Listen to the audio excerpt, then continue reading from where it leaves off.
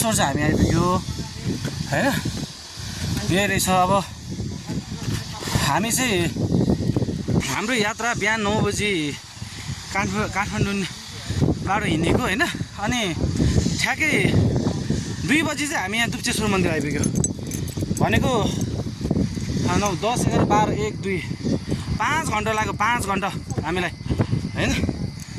ठाउँ ठाउँ यसो बिसाउँदै गर्दै आउँदाखेरि 5 घन्टा लाग्यो यहाँ आइपुग्नलाई। यसो मनको शान्ति आइयो, भगवान दर्शन गर्नु पाइयो हैन। अब अरूभन्दा अरू त के नै हो र, कुरा यति हो। तर के रहेछ भन्दाखेरि चाहिँ हिँड्न चाहिँ फेरि सर्लकै तल बेसीदेखि लेस चरे यस्तो रहेछ यो चाहिँ हैन।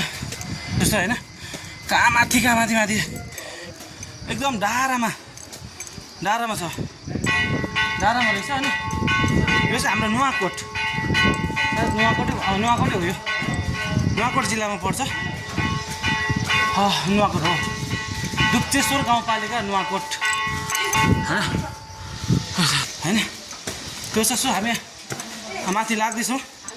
गर्मी छ हजुर। नाङ्गे खुट्टा हो ल। अब फेरि अब खोलेर नाङ्गे खुट्टा चाहिँ माथितिर जानु पर्यो। ओके, जय भगवान।